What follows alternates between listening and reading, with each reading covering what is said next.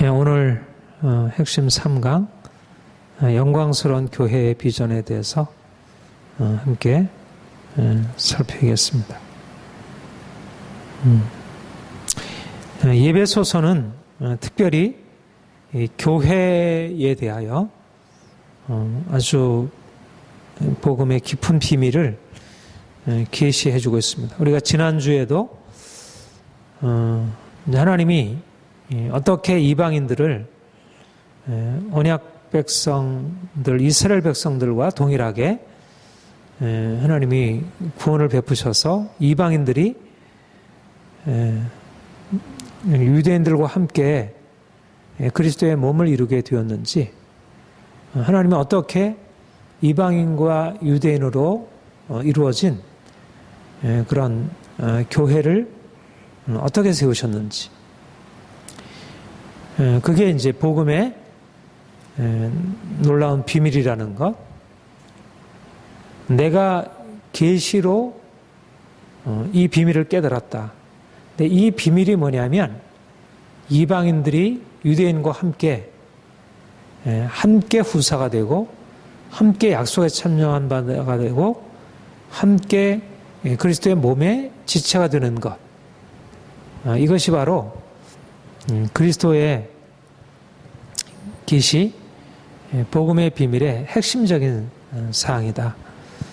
이렇게 이제 말씀을 했고,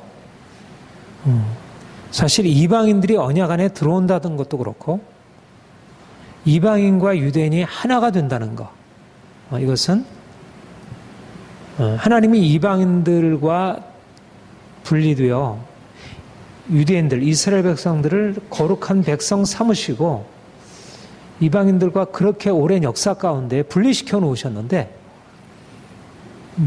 그 하나님이 그 유대인과 이방인 사이에 놓여있던 그 담을 허무시고 그리스도 안에서 하나가 되셨다고 하는 거, 이것이 이게 그러니까 성령으로 말미암아 계시된, 그러니까 이전 세대에는 이 비밀을 계시하지 않았다가 복음의 비밀 전체가 그러하지만 이것이 그 3장 5절에 거룩한 사도들과 선지자들에게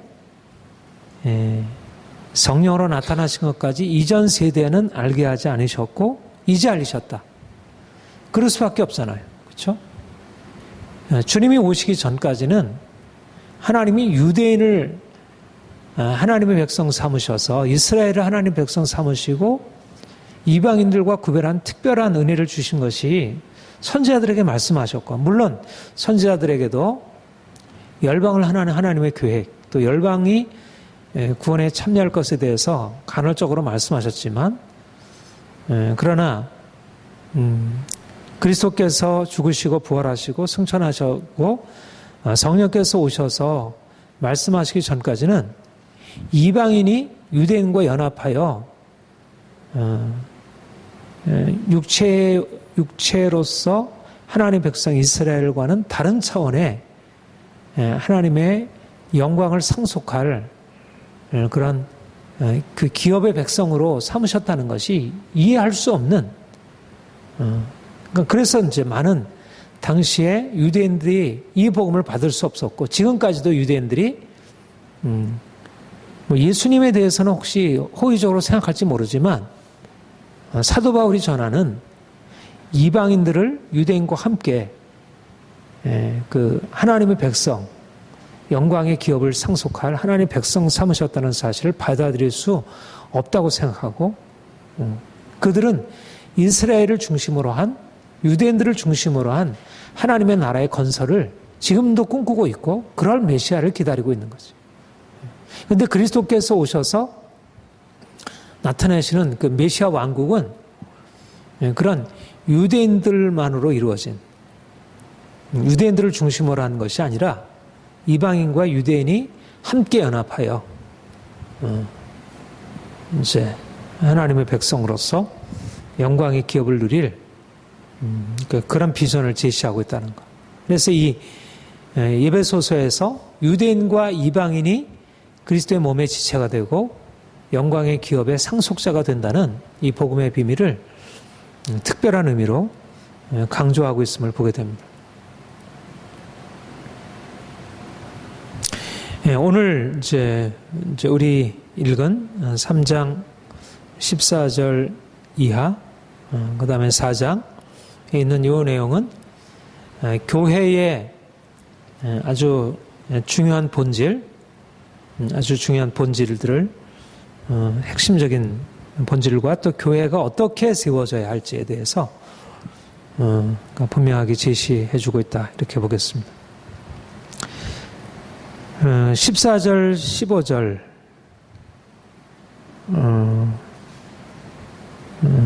16절까지 우리 같이 한번 읽어보겠습니다. 시작. 이러므로 내가 하늘과 땅에 있는 각 족속에게 이름을 주신 아버지 앞에 무릎을 꿇고 비노니 그의 영광의 풍성을 따라 그의 성령으로 말미암아 너희 독사람을 능력으로 강건하게 하옵시고.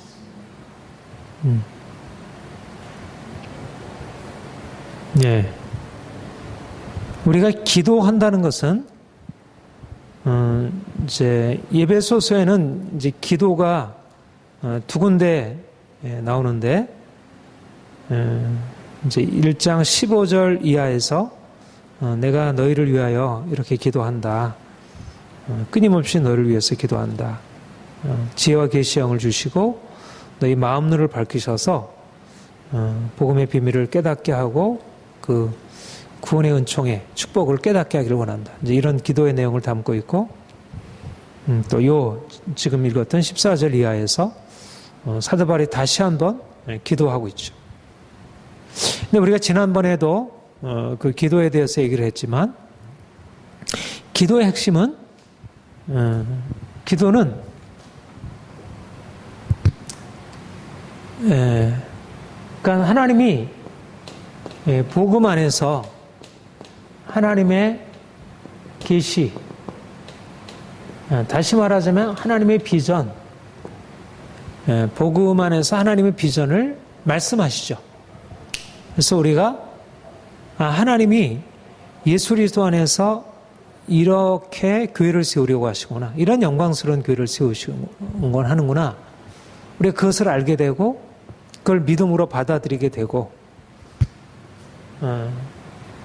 그래서 우리 마음에 이 하나님의 비전을 품게 되면서 이 비전이 땅에,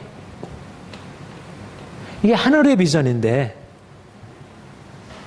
하늘의 비전이 이 땅에 이루어지도록, 사실 복음의 비전은 하늘의 비전이지만 복음이 목표로 하는 것은 단지 하늘에 계신 하나님,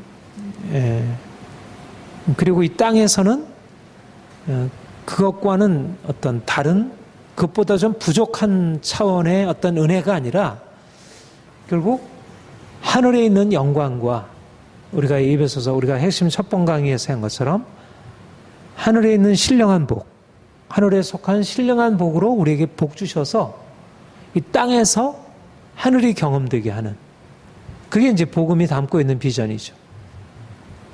그러니까 교회라고 하는 것은 한편으로 우리가 지상에 존재하지만, 우리가 그리스도의 이름으로 모여서 사람들이 모일 때 다 이 땅에서, 구체적으로 이 땅에 발을 딛고 행하는 자들이지만, 그러나 우리의 보이지 않는 정체성은 하늘에 속한 복이 경험되고 하늘에 속한 생명이 경험되고, 우리가 이제 그 생명이 풍성하게 나타나게 되는 것, 이게 복음이 지향하고 있는, 복음이 가지고 있는 비전이고, 그래서 복음을 듣고 하나님이 우리에게 이러한 하늘에 속한 어떤 신령한 축복을 우리에게 부으시고 행하시려고 하는구나, 우리가 이제 거기에 대해서 이제 기대를 하게 되는 것은, 기도란 무엇인가 하면 복음 안에서 하나님이 가지고 있었던 그 비전을 지금 여기에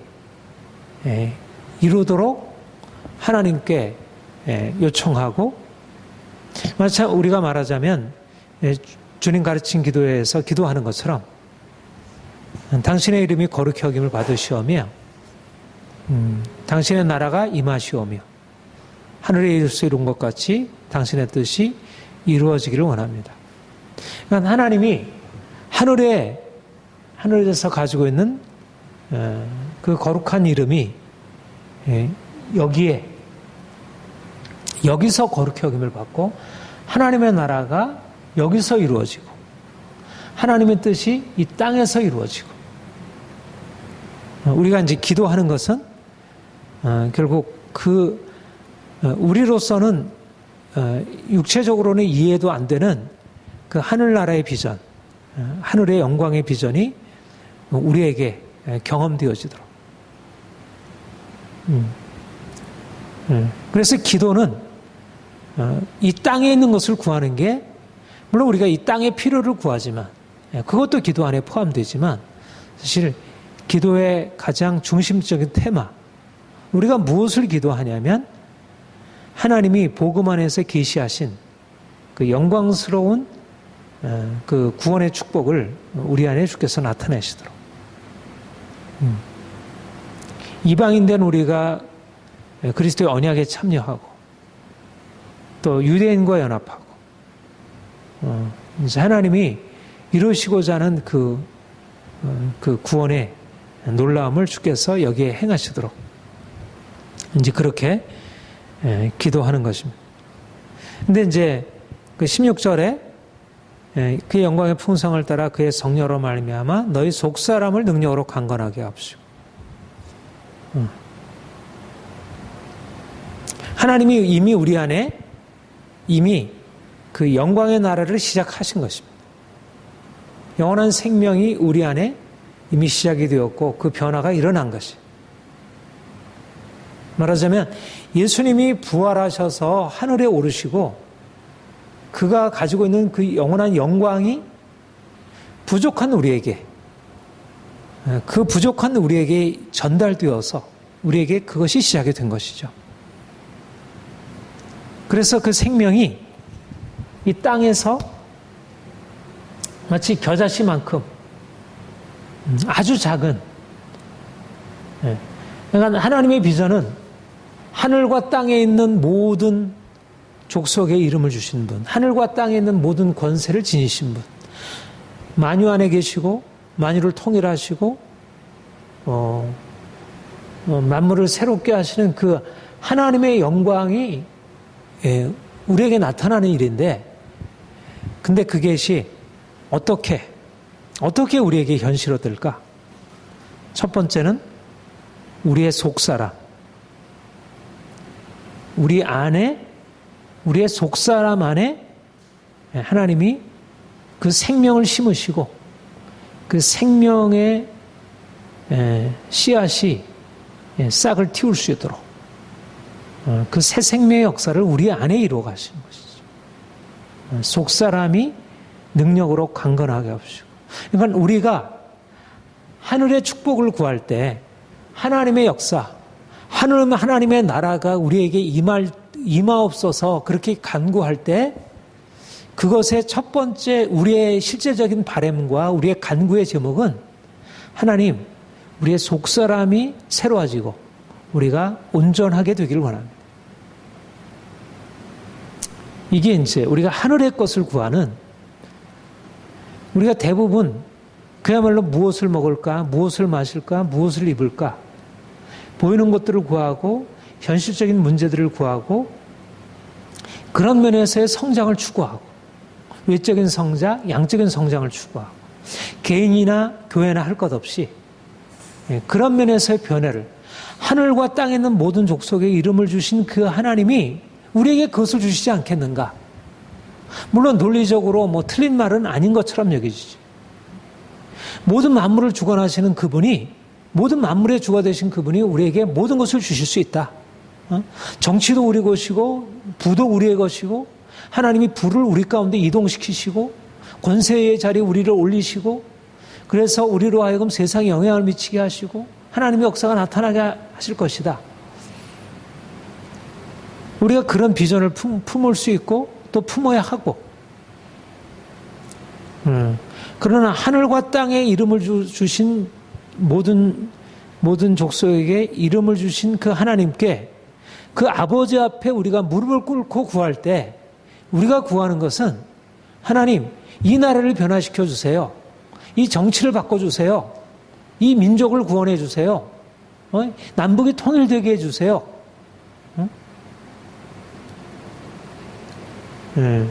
그런 어떤 겉으로 드러난 어떤 외적인 변화가 아니고 하나님, 우리의 속사람을 변화시켜 주세요. 속사람을 능력으로 강건하게 하시고 우리의 마음 안에 그리스도께서 계시고 그 사랑 안에서 뿌리가 박히고 그 사랑을 알고 그리고 하나님의 모든 충만한 것으로 충만케 되길 원합니다.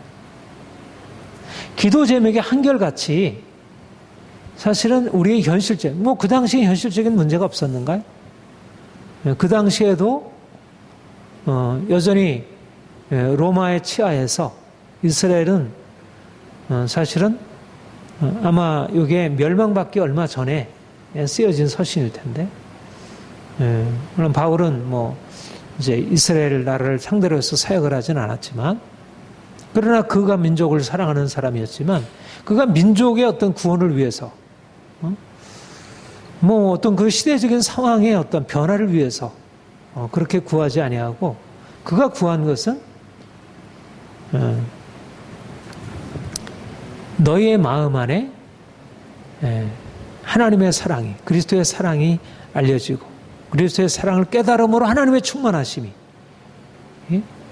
너희에게 나타나기를 원한다. 하나님의 나라가 어디에 임하는가? 하나님의 충만하신 역사가 어디에 임하는가? 오늘날 특별히 현대인들이 생각하듯이 오늘날 서구나 전 세계 교회가 가지고 있는 나아가는 방향은 우리의 속사람이 열려져서 하늘의 비전을 보고 그리스도의 사랑을 깨닫고, 이건 너무 좀 이렇게 작아 보이고 적어 보이고, 그런데 주님의 영적인 비전은, 하나님의 비전은, 하늘의 비전은 신령한 비전이고, 신령한 비전은 우리의 영이 살고 영이 깨어나야 그 신령한 비전에 참여하고, 그렇게 신령한 비전이 우리에게 열려야, 그래야 하나님의 역사에 동참하고 들어간다는 거죠. 교회란 뭐냐면, 교회라는 외적인 성장이 아니고 이 하늘의 비전이 열려야, 그래야지 하나님의 충만하신 가운데 들어가고 하나님의 역사가 우리에게 나타나게 된다는 거예요. 이런 의미에서 오늘날 교회가 하나님의 나라의 비전을 구하지만 하나님의 나라를 너무 외적인 것에서 찾으려고 하고 있고, 물론 정치 변화, 이 사회 변화, 문화, 민족, 그 모든 것에 하나님의 나라의 영광이 퍼져가야 하고 우리가 그거를 기대하지만, 그러나 하나님의 나라는 어디에 임하냐면 우리 안에, 우리의 속사람이 열려져서 그 하나님의 사랑이 무엇인지를 깨닫고 그 사랑에 반응하기를 시작하면서부터 하나님의 나라가 우리 안에 임하고 역사되는 것을 경험하게 된다는 거죠. 이게 복음의 비전이에요. 그러니까 복음의 비전은 옛날이나 지금이나 할 것 없이 내적인 역사로부터 시작이 되는 것이지, 보이지 않는 역사로부터 시작이 되는 것이지, 그리고 정말 어려운 게 이거고, 하나님의 사랑을 깨닫는 게 어렵고, 그 사랑을 깨달음으로 속사람이 능력으로 변화되는 게 어렵고, 그 한 가지가 이루어지려면 죽음을 통과해야. 사도 바울이 그렇게 고백을 하잖아요. 고린도 후서 4장 16절에 우리가 낙심하지 아니하노니 우리의 겉사람은 낡아지나 우리의 속사람은 새로워지도다. 어떤 상황이죠? 고난의 상황입니다. 우리가 날마다 주를 위하여 죽임을 당케 되는 지극히 크고 영원한 영광을 위하여 우리가 잠시 받는 환난에 경한 것이라고 얘기하지만, 그 고난은 극심한 고난들이죠. 그러니까 속사람이 살아나기 위해서, 그러니까 땅에 임하는 것이지만, 하나님의 나라가 땅에 임하는 것이지만, 사람들이 생각하듯 그런 정치적인 왕국이 아니고, 사람들이 생각하듯이 그렇게 문화적으로 뭔가 찬란한 그런 모습이 아니고, 하나님의 나라가 이 땅에 임할 때 전혀 사람들이 생각하는 것과 다른 방식으로. 예수님도 그러셨잖아요. 이 땅에 오셨지만, 그가 많은 기적을 베푸셨지만, 그가 하나님의 나라를 가져오신 것은 그의 기적의 현장에 있었던 것이 아니고 십자가 안에 있었던 것입니다. 십자가 부활 안에. 그러니까 사람들이 생각하는 하나님의 통치, 하나님의 나라의 능력의 나타남과 정말 성령께서 우리 안에 그의 능력을 나타내시고 하나님의 나라를 가져오고 그 복음의 엄청난 역사를 가져오는 것은 사람들의 생각과 다른 것이죠. 이런 면에서 정말 일어날 성장은 우리의 내면 안에서의 변화이고 영적인 변화이고 영적인 성장이지 외적인 어떤 이런 것들에 포커스를 맞추게 되면 교회가 그때부터 방향성을 잃어버려요. 그러니까는 예수님의 제자들이 이 나라를 회복하실 때가 이때이니까 주님께서 때와 기한은 아버지께서 정한 것이고 너희는 아버지께서 너에게 약속하신 것을 기다리라. 성령이 너에게 임하시면 너희가 권능을 받고 내 증인이 되리라. 예수 그리스도의 이름을 통하여 하나님의 사랑을 깨닫고 그 사랑 안에서 내적으로 하나님께 대한 반응이 일어나는 것. 이게 하나님이 교회를 세우시는 게 이게 교회이고요.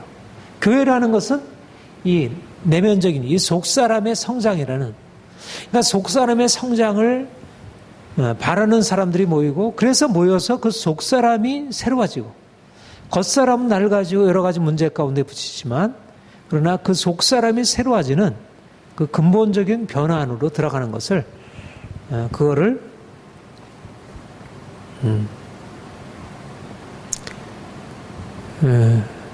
주님이 이제 말씀하시고 있습니다.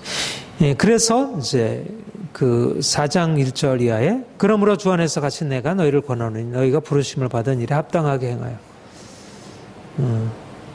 2절 3절 같이 읽겠습니다. 시작. 모든 겸손과 온유로 하고 오래 참음으로 사랑 가운데서 서로 용납하고 평안에 매는 줄로 성령이 하나 되는 것을 힘써 지켜. 이것이 바로 속사람이 능력으로 강건하게 되는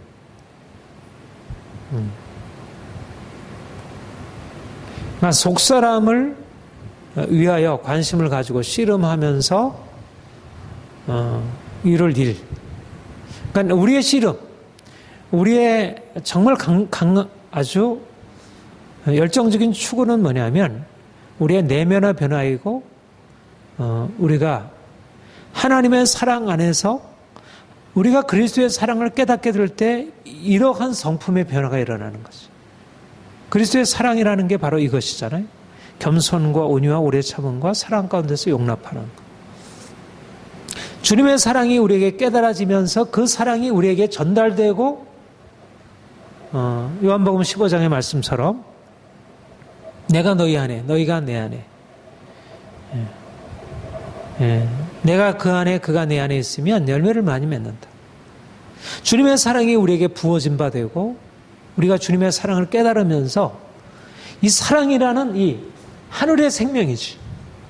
사랑이라는 것은 보통 사람들이 가지고 있는 자연적인 차원이 아닌 그리스도의 사랑이라는 이 엄청난 영혼의 차원, 하늘의 차원이 우리에게 나타난 바 되고 우리가 이 땅에 사는 사람들인데 우리가 이 땅에 살지만 하나님의 생명을 가지고 우리가 피조물이지만 창조주 하나님의 아들의 생명으로 우리가 살아가는. 그러니까 위대한 역사를 많은 사람들이 정치적으로 위대한 일들을 할 수 있고 또 기업을 세워서 많은 일들을 행할 수 있고 뛰어난 문화적인 일들을 이룰 수 있고 하지만 그러나 그 모든 것은 다 인간의 일이잖아. 인간의 일들이라면 이거는 하나님이 하나님 자신의 생명을 우리에게 부으셔서 우리 안에, 우리 속사람 안에 하나님의 생명이 나타나도록. 그래서 이 땅을 사람들이, 하나님의 아들이 이 땅에 오셔서 사람들 가운데, 그는 육신을 입으셨지만 육신이 아니고 그는 말씀이잖아. 그의 본질은. 마찬가지로 우리가 육신을 입고 이 세상을 살아가지만 그냥 사람이 아니고 하나님의 아들들이 이 땅을 다니는 거죠. 하나님의 아들로서 겸손과 온유와 오래 참음과 사랑 가운데서 용납함이라는 평화라는 그런 전혀 다른 하늘의 생명을 가지고 나타내고 사람들에게 보여주고, 교회의 존재 의미는 땅 가운데서, 이 땅 안에서 하늘을 열어주는 것이, 하늘을. 땅인데, 예. 말하자면 그 보배가 질그릇 안에, 이 땅이라는 질그릇 안에, 아무리 대단해도 이 땅의 뭐 정치, 경제, 사회, 문화 모든 오늘날의 대단한 변화들이, 과학기술로 인한 변화들이 보이지만, 그러나 그 모든 것은 땅에 속한 것들이고 하늘에 속한 생명이 우리에게 부어져서 어디에 나타나느냐? 내가 예수님처럼 그 하나님의 사랑을 깨닫고 내가 겸손과 온유와 오래 참음과 사랑 가운데 용납함이라는 그러한 변화가 내 안에 일어날 때, 내 안에 예수 생명이 나타나게 될 때, 그게 바로 하나님의 생명. 그게 교회의 존재 의미고, 교회란 뭐냐면 바로 그냥 이 땅에 존재하는 만물의 한 부분이 아니고 땅에서 전혀 볼 수 없는, 유래를 찾아볼 수 없는 하나님 자신, 하나님의 빛, 세상에 속하지 않는 빛을 가지고 있는 사람들. 다른 차원인 것입니다. 그러니까 비밀이지. 교회 자체가 비밀인 거예요. 교회는 단지 비밀을 듣고 그냥 따라가는 자들이 아니라 교회 자체가 이미 비밀이 그 안에 들어있는 거예요. 예수님이 영원한 생명이시면서 그 영원한 생명을 주님이 우리 안에 주신 것이죠. 그러니까 너무너무 놀라운 거예요. 우리 존재 자체가 말하자면 복음과 분리될 수 없는 거죠. 그러니까 우리가 예수 안에서, 내가 그리스도 안에서 내 속사람이, 내 영이 살고 내 속사람이 변화돼서 내가 하나님의 사랑에 반응하고 내 안에 그 사랑이 나타나게 된다는 것은, 이거는 이 세상에 하나님이 나타났다는 얘기와 같은 얘기입니다. 차원이 다른 거죠, 차원. 세상의 수많은 진흙 한가운데 다이아몬드들이 생겨나기 시작한 거예요.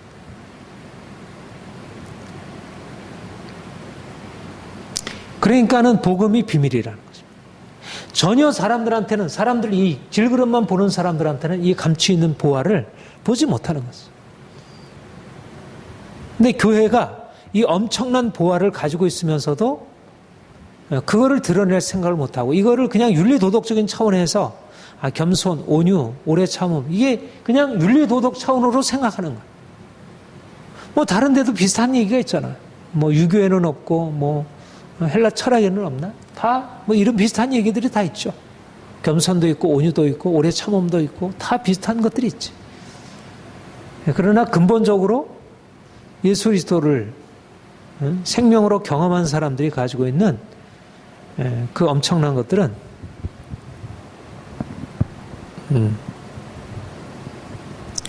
주님이 우리 안에 이걸 나타내셨다는. 그러니까 우리가 이것을 키워가는 것이고 이것을 위해서 하나님께 기도하는 것입니다. 우리 3장 17절 우리 다시 한번 보겠습니다. 시작. 믿음으로 말미암아 그리스도께서 너희 마음에 계시게 하옵시고 너희가 사랑 가운데서 뿌리가 박히고 터가 굳어져서. 뿌리가 박히고 터가 굳어져서.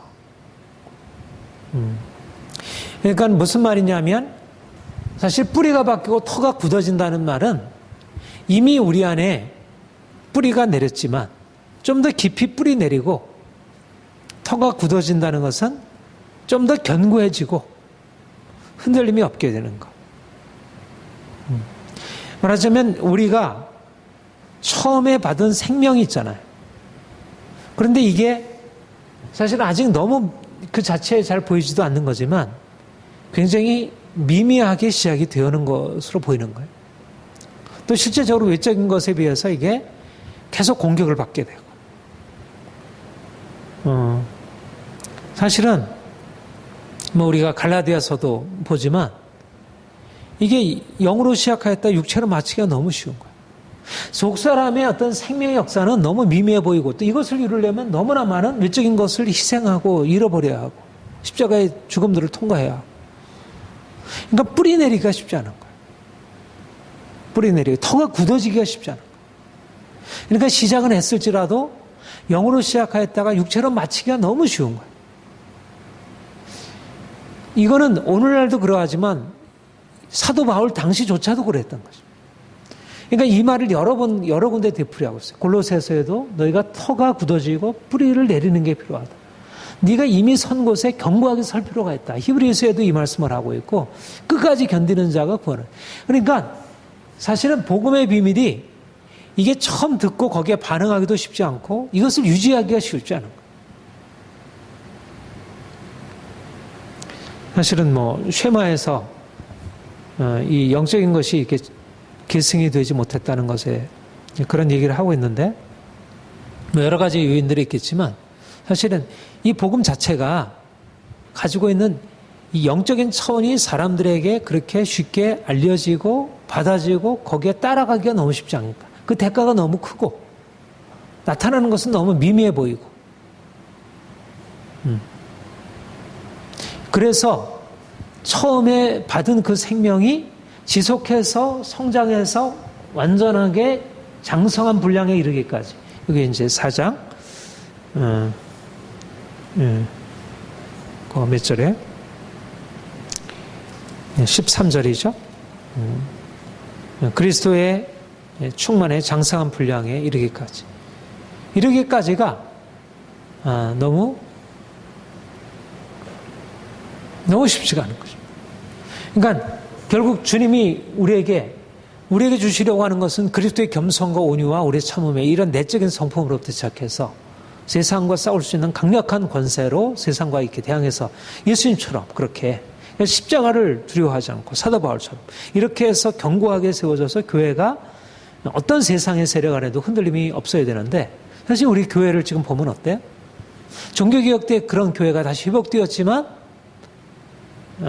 그러나 또다시 터가 굳어지고 뿌리가 내리는 이것들이 다시 터가 무너지게 되고 또 뿌리가 뽑히게 되고, 그래서 지금 근근히 교회가 생명을, 그러니까 갈라디아 교회도 그렇고 고린도 교회도 그렇고, 이게 사도 바울이 뭐 다른 사람이 전한 복음이 아니라 이 사도 바울이 전한 복음인데, 그 복음으로 인해서 성도들이 터가 견고하게 뿌리 내리고 그러기가 쉽지 않았다는 거예요. 당시조차도 그 정도로 복음이 온전한 뿌리를 내리고 이 안에서 행하기가 쉽지 않다는 거예요. 그러니까 성장한다는 것은, 온전하게 성장한다는 것은 너무너무 어려운 것입니다. 사실 우리가 육체의 생명이 온전하게, 인격적으로 온전하게 성장한다는 것도 참 어렵잖아요. 그래도 그거는 보편성이 있고 하나님이 주신 어떤 자연적인 차원에서 되는데, 이거는 다른 차원의 것이 우리에게 주어져 가지고 우리가 이 세상 안에서 이쪽 저쪽을 다 가지고 있으니까 어떻게 우리가 육체의 생명으로도 살아가고 우리 안에 영적인 것들로 이렇게 키워가야 하니까 이게 자꾸 혼동되고 이게 헷갈리고 쉽게 이쪽으로 빠져들어가는 거죠. 그래서 이제 고린도서 3장에 너희가 그리스도 안에 있지만 어린아이라, 육체에 속한 자고 어린아이라. 너희 중에 시기와 분쟁이 있으니 어찌 너희가 육체에 속한 자가 아니리요. 사람을 따라 행한다. 그러니까는 성숙함에 이르는 것, 속사람이 강건해지고 한다는 것은 결국 눈에 보이는 것에 따라, 육체에 따라 반응하는 게 아니고, 말하자면 보이지 아니하는 하나님 말씀에 따라서 판단하고 따르고, 그 다음에 고난을 기꺼이 당하고 행하는 것인데, 그것이 쉽지가 않은 것입니다. 그러니까 터가 굳어지고 뿌리를 내리는, 그래서 온전하게 성장해서 결국은 그리스도의 장성한 분량에 이르기까지 자라는 것. 이것이 주님이 우리에게 주시는 목표이고 그것을 향해서 우리가 계속해서 기도하는 것입니다.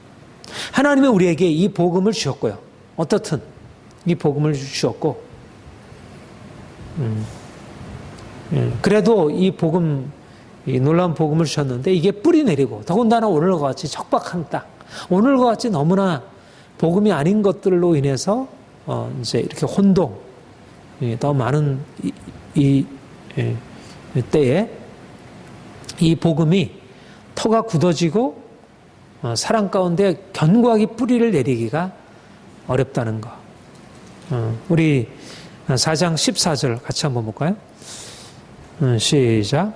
이는 우리가 이제부터 어린아이가 되지 아니하여 사람의 속임수와 간사한 유혹에 빠져 온갖 교훈의 풍조에 밀려 요동하지 않게. 이게 터가 굳어지고 그리스도의 사랑 안에서 뿌리를 내리는 모습이라는 것입니다. 성숙한 분량으로 성숙하는 것. 예수를 믿었지만 여전히 육체의 관점, 눈에 보이는 대로 판단하고 그래서 갈라디아 교회처럼 율법의 행위로 돌아가거나 고린도 교회처럼 파당을 짓고 분열하거나 어린아이의 모습은 굉장히 다양하죠.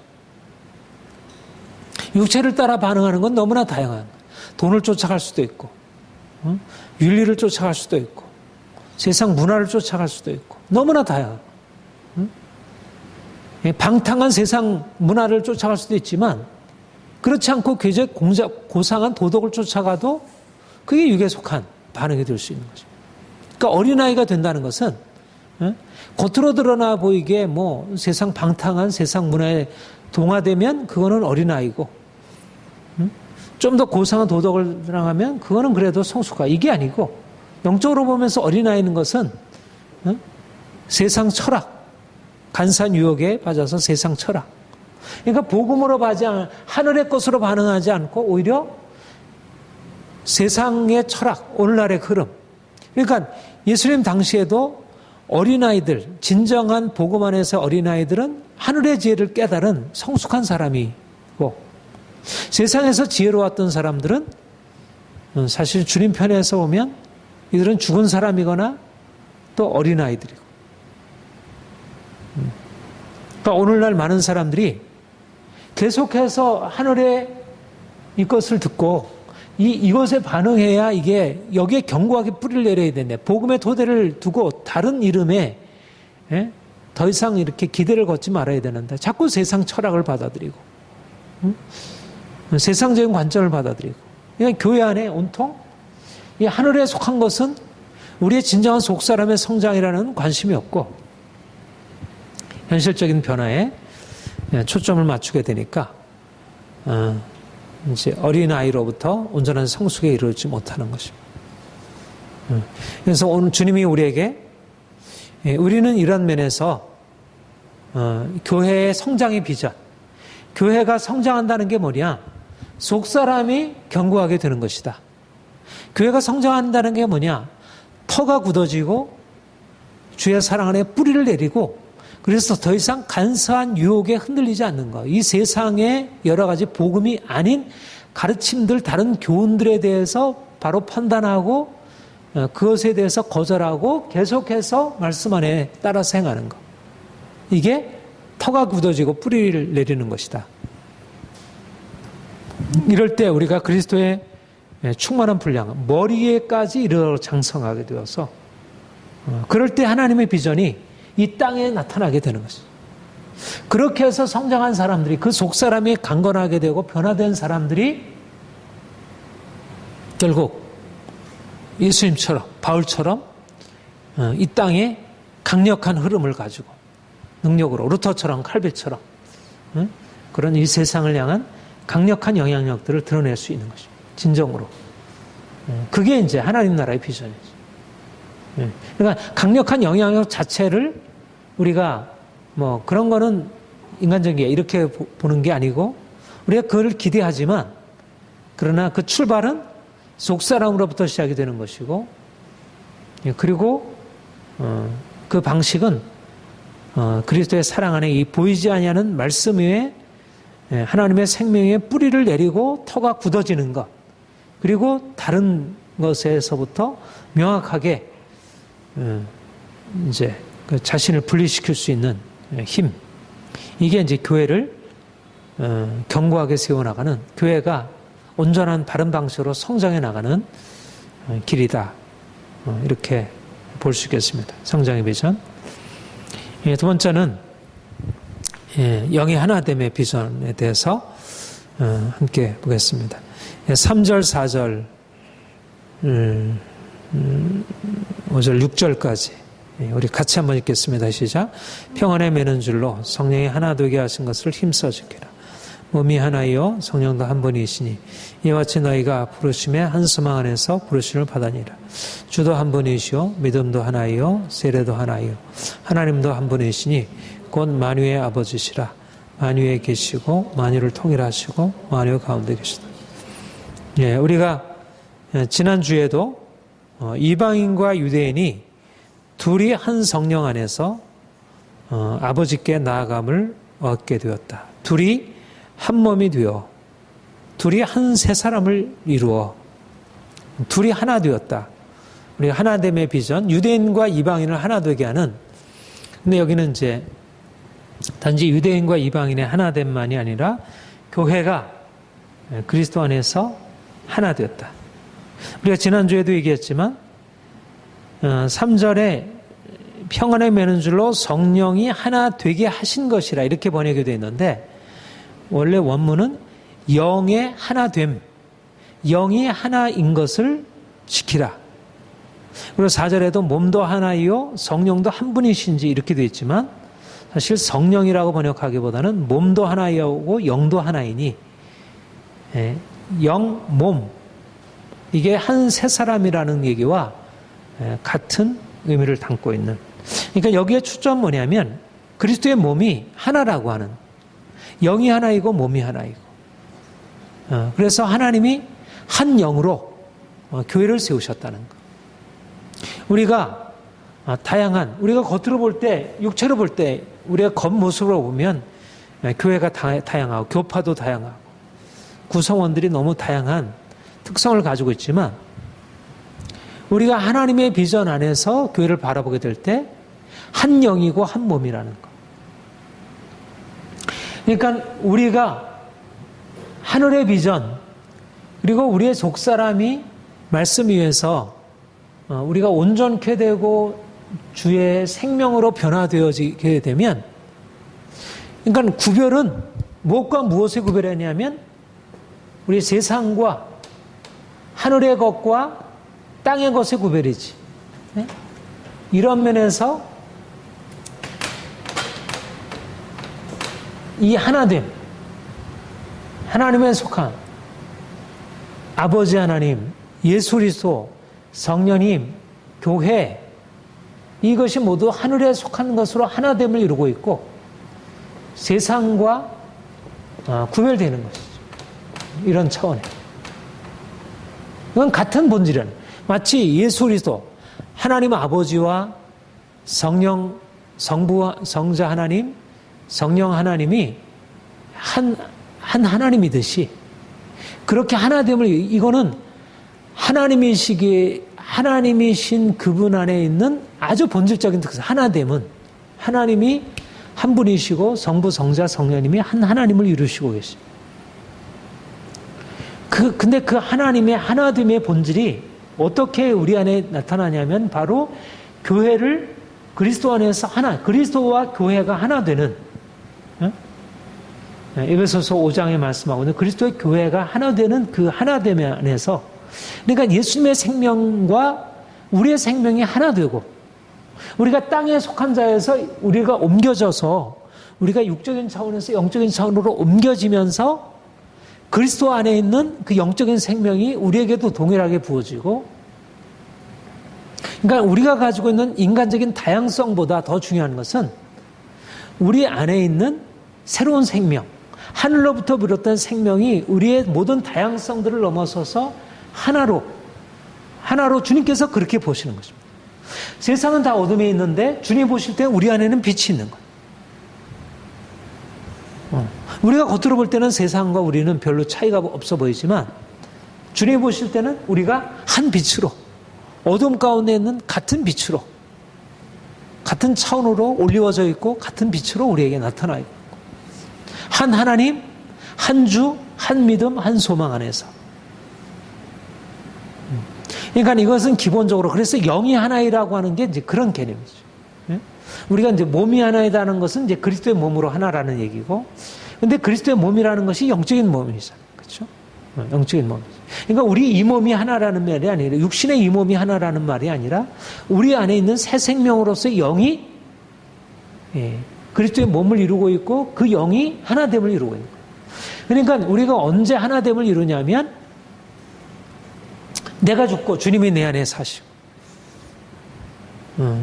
그래서 더 이상 내가 내 자신으로 행하지 아니하고 그리스도의 생명으로 행하게 될 때, 우리 교회 안에는 그 하나됨은 너무 자연스러운 거예요. 마치 성부 하나님과 성자 하나님과 성령 하나님 사이에 구별이 있지만 하나됨을 이루고 있듯이, 예수 그리스도와 우리가 구분이 있지만 그러나 그리스도와 우리가 온전히 하나됨을 이루고, 우리가 그리스도에게 복종하면서 그리스도와 하나됨을 이루고, 우리가 서로에 대하여 차이가 있지만 그러나 온전히 하나됨을 이루고. 그러니까 우리가 온전하게 세상에서 죽고, 우리가 부르심의 한 소망을 향하여 우리 함께 나아가게 될 때, 이 놀라운 하나됨의 그 비밀을 우리가 경험하게 되고, 이게 이제 그 내적으로, 우리의 내적으로 알게 되는 이 하나됨이 좀 더 실질적으로, 이 영적이라고 하는 것은, 영이 하나 된다는 것은 단지 영이라는 게 추상적인 것이 아니라 영이 모든 것의 원천이고 중심이거든. 이건 말하자면 하늘에 속한 것이고, 마치 하나님이 영으로서 우리의 모든 삶을 이제 그 모든 육체의 근원이 되듯이, 우리가 영으로 하나라고 하는 것은 우리가 현실적으로 인간적인 면에서의 모든 다양성을 하나로 통일시킬 수 있는 강력한 힘이 그 안에 내재하고 있는 것입니다. 그러니까 우리가 주님과 하나 되면서 우리가 서로 하나됨을 이룰 때, 이제 엄청난 그 세상에서 유래를 찾아볼 수 없는, 우리가 이제 사실 그러니까는 유대인과 이방인의 하나됨이라고 하는 것은 이 엄청난 이 세상에 존재할 수 없었던 이 기적을 이루는 것이라 했는데, 이제 그와 같은 이제 하나됨의 역사가 실질적으로, 이게 내적으로 영이 하나 되는 것만이 아니라 실질적으로 우리가 외적으로도 서로 연합하고 하나 되고 이제 사랑을 이렇게 느낄 수 있게 되는 것이, 우리 4장 11절, 12절 같이 읽겠습니다. 13절까지 시작. 그가 어떤 사람은 사도로, 어떤 사람은 선자로, 어떤 사람은 복음 전하는 자로, 어떤 사람은 목사와 교사로 삼으셨으니 이는 성도를 온전하게 하여 봉사일을 하게 하며 그리스도의 몸을 세우려 합니다. 우리가 다 하나님의 아들을 믿는 것과 아는 일에 하나가 되어 온전한 사람을 이루어 그리스도의 장성한 분량이 충만한 데까지 이르. 하나님이 교회를 여러 직분을 세우셔서 사도, 선지자, 복음 전하는 자, 목사, 교사, 그래서 그리스도의 몸을 세우려 하도록 하셨다. 그러니까 하나님이 이런 여러 이제 섬기는 사역의 직분들을 주시고, 이들을 통해서 그리스도의 몸을 하나 되게 하시고, 각 다양한 지체들이, 뭐 이런 사역의 직분만이 아니라 각 다양한 지체들이 고린도전서 12장의 말씀대로 각기 자기의 하나님이 주신 직임에 따라서 섬기면서 이제 온전한 하나됨을 이루어가는 것입니다. 13절 했고 16절 같이 읽까요? 시작. 그에게서 온몸이 각마디를 통하여 도움을 받음으로 연결되고 결합되어 각 지체의 분량대로 역사하여 그 몸을 자라게 하며 사랑 안에서 스스로 세우느니. 예. 그러니까 온 몸, 각 지체가 서로 그리스도로부터 도움을 받고 연결되고 결합되고. 근데 여기는 또 뭐라고 얘기를 하냐면 마지막에 각 지체의 분량대로 역사하여. 그러니까 우리가 삼위일체에서도 삼위가 하나이면서 각 위가 각기 자기의 역할을 감당하면서 하나됨을 이루잖아요. 그러니까 그리스도의 몸의 하나됨과 삼위일체 하나됨에 있어서 상당한 유비가 존재하고 있어요. 그러니까 하나됨이 뭐 세상에서의 하나됨도 그렇지만 특별히 교회 안에서의 하나됨은 이것은 우리가 가지고 있는 육체의 다양성을 결코 약화시키지 아니하고 어떤 세상의 공동체들보다 하나님이 주신 각자에게 주신 그 고유함을 온전하게 드러내요. 그 같은 스피릿 안에서 하나님이 주신 다양성들을 실현하고 그리고 그 다양성들이 서로 연합해서 각 지체의 분량대로 자기 분량대로 하면 되는 거예요. 하나님이 각자에게 주신 걸 가지고 이상으로도 아니고 부족한 것도 아니고 하나님이 각자에 주신 것을 가지고 그렇게 해서 이제 교회를 세우도록 하셨다는 거. 이러면서 이 교회 안에 하나님의 그러니까 그 다양성들이 가지고 있는 각 지체가 하나님이 주신 것 가지고 섬기는 것이나 또는 하나됨을 이루어서 그 다양한 것이 그 아주 일치된 공통된 목표를 향해서 힘있게 나아가는 것이나 그러니까 세상에서 볼 수 없는 엄청난 생명이 그 하나됨과 그 다양성 안에 한 몸이면서 다양하고 다양하면서 한 몸인 여기 안에서 그리고 이제 각자가 자기가 세워지고 또 다른 사람을 세우고 그러니까 우리가 이렇게 그리스도의 한 몸으로 이렇게 연결되어서 서로 바라보게 될 때 하나님이 내 안에 하늘의 것을 풍성하게 허락하시고 또 다른 지체들 안에 하나님의 생명을 나타내셔서 그 하나님의 생명의 그곳에서 행하시는 것들을 바라보고 그걸 통해서 감사하고 또 우리가 각 지체들 안에 하나님이 역사하실 것을 위하여 우리 자신을 내어주며 그들을 섬기고 이것이 그러니까 무엇보다도 이제 우리의 사실은 모든 것을 들여서 우리가 행할 일인 것이죠. 우리가 행할 일은 바로 하늘이 우리 안에 나타나서 우리를 통해서 그 하늘의 그 놀라운 것이 그리고 그 하나됨을 이루는 것이 성부, 성자, 성령님이 하나 되어 온 세상의 구속 역사를 이루어가는 것이잖아요. 그렇죠? 근데 성부, 성자, 성령님이 우리 안에서 이제 우리를 그의 생명에 참여하게 하셔서 삼위일체의 궁극적인 의미는 뭐냐면 우리로 하여금 그의 생명에 참여하게 하시고 우리를 통하여 이제 그분의 역사가 이루어지도록 하는 것. 이게 삼위일체 하나님이 하나 되어서 우리에게 행하시는 일이고 우리가 이제는 그분의 하나됨의 역사 안으로 들어가서 이제 그분의 역사에 함께 이제 동참하게 되는 것입니다. 이것이 이제 오늘 세 번째로 살피게 될 만물을 충만케 하시는 비전입니다. 우리 3장 다시 한번 이 본문에서 우리가 세 번에 걸쳐 충만이라는 말이 나오는데 3장 18절 19절 우리 같이 한번 읽어볼까요? 시작. 능히 모든 성도와 함께 지식에 넘치는 그리스도의 사랑을 알고 그 너비와 길이와 높이와 깊이가 어떠함을 깨달아 하나님의 모든 충만하신 것으로 너에게 충만하시기를 원하노라. 그 다음에 4장 13절 같이 가요. 시작. 우리가 다 하나님의 아들을 믿는 것과 아는 일에 하나가 되어 온전한 사람을 이루어 그리스도의 장성한 분량이 충만한 데까지. 하나님의 모든 충만하신 것으로 너에게 충만하시길 원하노라. 너희가 그리스도의 충만의 장성한 충만의 신장의 분량에 이르길 원하노라. 우리가 기대하는 것은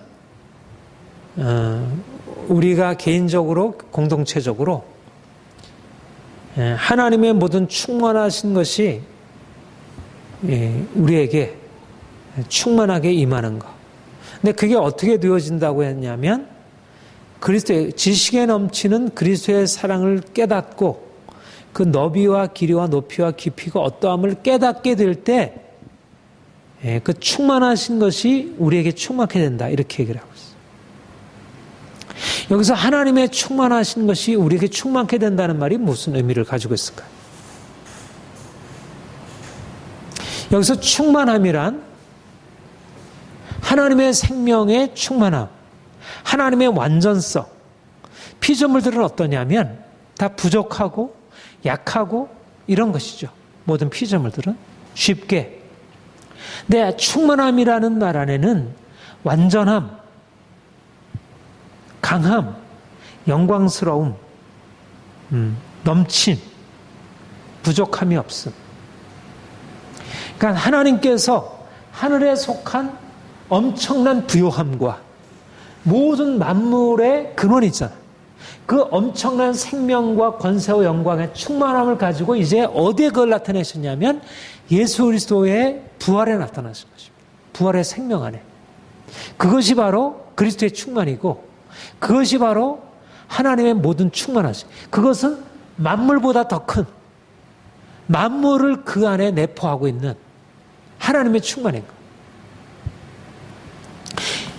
그러니까 아무리 우리가 이 세상에서 인간적으로 하나님의 충만을 헤아리려고 하더라도 우리의 한계를 넘어서는 그 하나님의 영원한 생명과 영광.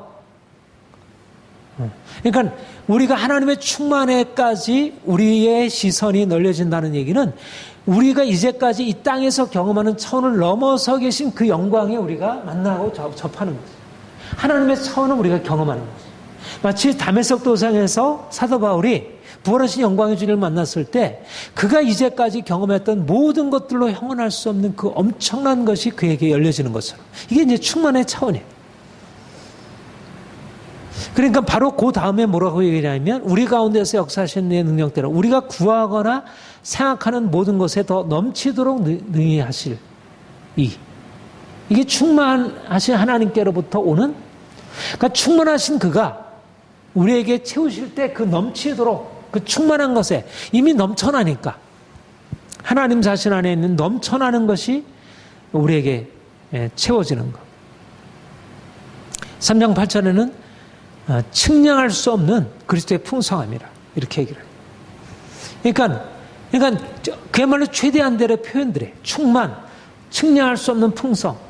그러니까 바울이 결국 그리스도의 비밀을 표현하고자 할 때 그 말의 한계를 넘어서서 측량할 수 없는 그 풍성, 충만, 넘치도록 능히 하십니다.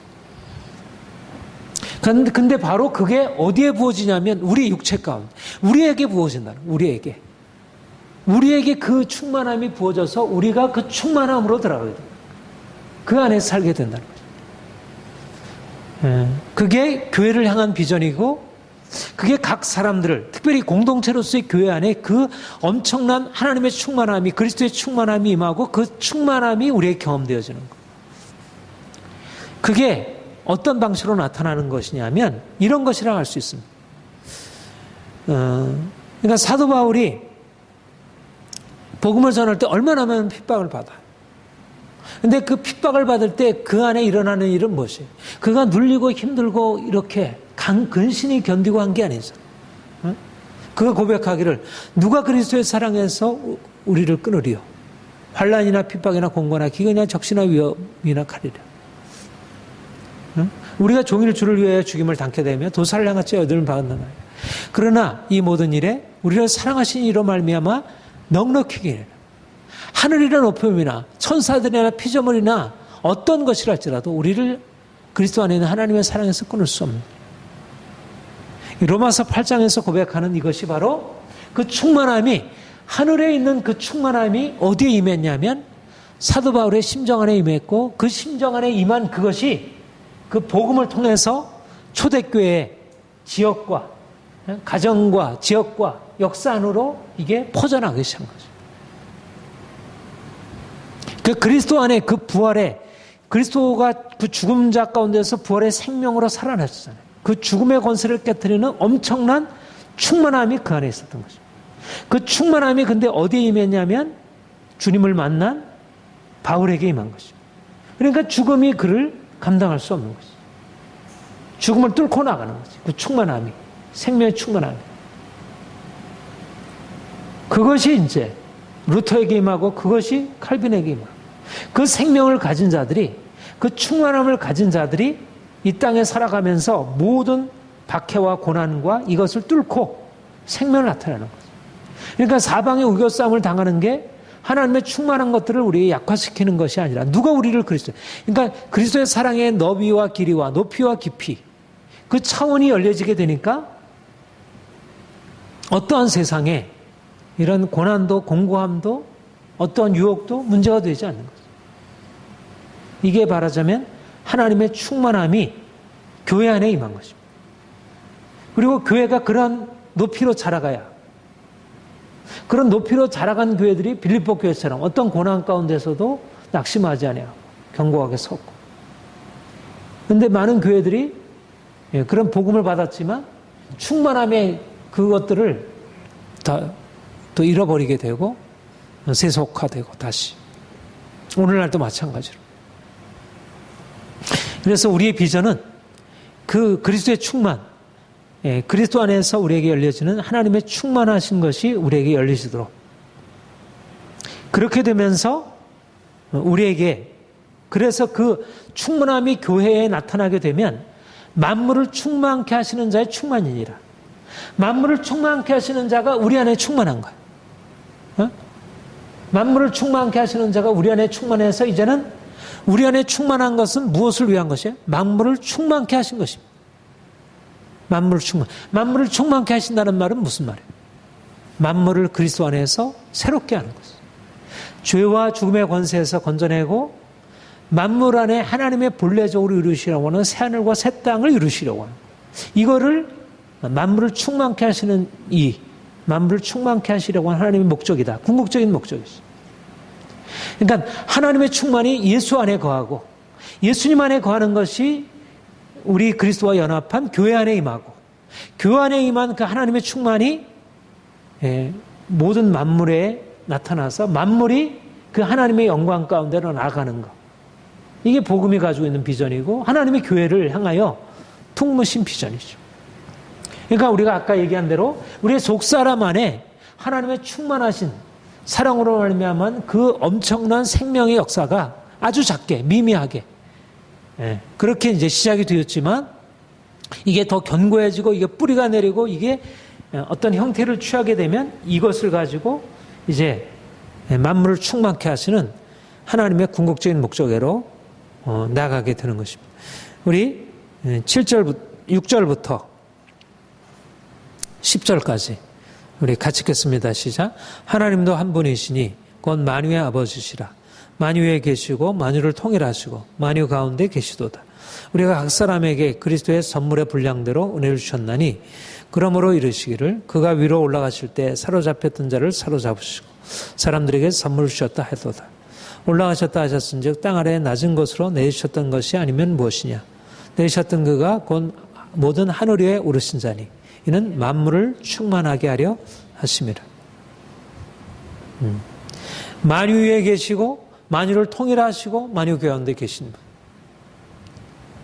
분. 만유의 창조자, 만유의 통치자, 만유의 궁극적인 완성자. 근데 그거를 어떻게 궁극적으로 만유를 회복하시고 충만케 하실 그 역사를 어떻게 이루시냐면, 그리스도께서 죽은 자 가운데 땅 아래 것으로 내리셨다가 이제 하늘 위에 오르셔서, 이제 그가 하늘 위에 오르신 분이 무엇을 행하셨냐면 각 사람의 그리스도의 분량대로 은혜를 주셨다는 것입니다. 그리고 사도와 선지자와 복음 전하는 자와 목사, 교사를 세우셨다는 것입니다. 그들을 통해서 교회를 세우게 하셨다는 것입니다. 그러니까 하나님의 비전, 만물을 충만케 하시는 하나님의 비전이 이제 그리스도 안에 그리스도의 십자가 부활을 통하여 그 만유를 충만케 하시는 그 근원적인 생명과 영광을 이제 이루시고 이것을 복음을 통하여 복음 전하는 자들에게 복음을 전하게 하시고 사도를 통해서 교회를 세우게 하시고 그렇게 해서 교회가 세워지면서 교회가 사도들의 섬김을 통하여 하나님의 충만함으로 들어가고 그리스도의 충만함으로 들어가고 충만케 된 교회가 그 하나님의 충만함에 참여한 그 교회가 그리스도의 권세를 가지고 세상을 다스리고 정복하는 1장 22절 23절 또 만물을 그 발 아래 복종하게 하시고 그를 만물 위에 교회의 머리로 삼으셨네. 교회는 그의 몸이니 만물 안에서 만물을 충만케 하시는 이의 충만이라. 교회는 하나님의 충만이고 하나님의 충만이 이제 교회를 통하여 만물을 충만케 하시는 목적을 위해서 사용되게 된다는 거죠. 만물을 그 발 아래 두시고 교회를 그의 몸으로 삼으셨다. 교회가 그의 몸이 되어 그의 충만함을 함께 경험하고 그 충만한 삶이 교회 안에 경험되면 사도 바울을 통하여 그렇게 강력한 복음 증거 역사가 일어나고 하나님의 그 구속의 역사가 퍼져나가게 되었듯이 오늘날도 몸된 교회 안에 이런 하나님의 생명 역사가 강력하게 임하고 세상을 향해서 퍼져나가게 되는 것입니다. 그러니까 우리는 하늘에 속한 복음의 비전부터 시작해서 복음의 비전을 마음에 품는 것부터 시작해서 그것이 우리 안에 일어나는 내면적인 아주 작은 겨자씨만한 속사람의 변화의 비전. 어떻게 보면 비전을 품는 것도 그렇고 이것이 그 엄청난 비전이 하늘과 땅을 포괄해서 변화시키는 그 엄청난 세상을 변화시키는 그 비전이 우리 안에 이 작은 생명의 씨앗으로 우리의 내적인 성품의 변화, 우리가 주님을 만나서 하는 이 변화부터 시작된다는 게 이게 하나님의 역사를 이루는 것과 이게 어떻게 연관될 수 있는지.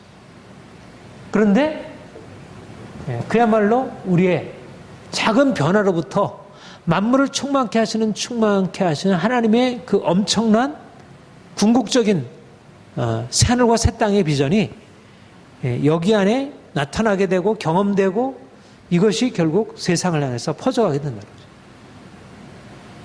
그러니까 세상 사람들이 가지고 있는 뭔가 세상에서 그럴듯한 것을 이루려고 하는 것과 하나님이 교회를 세우려고 하는 방향은 너무나 다른 것이죠.